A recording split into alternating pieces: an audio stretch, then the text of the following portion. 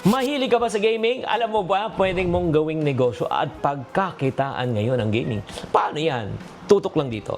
Hi there, this is Shinkitan, your pambansang wealth coach. Nako, kung gamer ka, baka iniisip mo laro lang, pampalipas lang ng oras, mga magulang. Alam mo, ngayon may profitable way na kayo ay kumita. Sige, ito unang gagawin po natin ha. Kailangan po kumuha kayo ng papel at ballpen at sulat nyo. Number 1 po, game streaming. Mag-live streaming sa Facebook, YouTube, Twitch.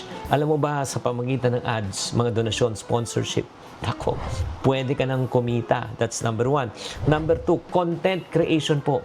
Alam mo sa panahon ngayon, lahat, kahit sino, pwede nang gumawa ng content. Basta may cellphone, may data ka, pwedeng nakakatawa, pwedeng tutorials, pwedeng reviews. Kikita ka na mula sa monetization. At meron ka pang mga brand deals. Pangatlo, kung ikaw ay magaling na mag-gaming, alam mo, pwede ka mag-game coaching. Pwede ka mag-offer ng paid coaching session. May online demand na po talaga sa competitive na tinatawag na e-sport games. Or pang-apat po, pwede rin kayo magbenta ng mga tinatawag na merchandise. For example, mga t-shirt, mga mugs, mousepad, lahat po ng mga kung may following ka na, pwede ka na magbenta. Number 5, pwede ka rin mag-organize ng e-sport tournament. Alam mo, pwedeng online, pwedeng on-site, tapos kikita ka sa registration fees, sponsorship at streaming rights.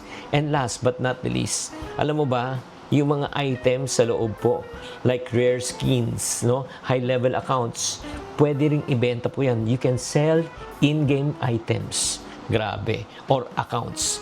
Kaya kung titignan po natin, wag po natin maliitin, ha? Wag natin papagalitan ng anak natin. Panay game kayo ng game, wala na kami kinikita. Hindi nyo alam. Pwede pong pagkakitaan yan. Kaya para sa mga gamers, wag lang puro laro.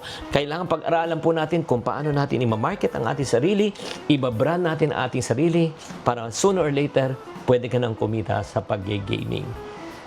Sana naman naliwanagan kayo, tatandaan, tamang karunungan, tamang disiplina ang susi sa pagyaman.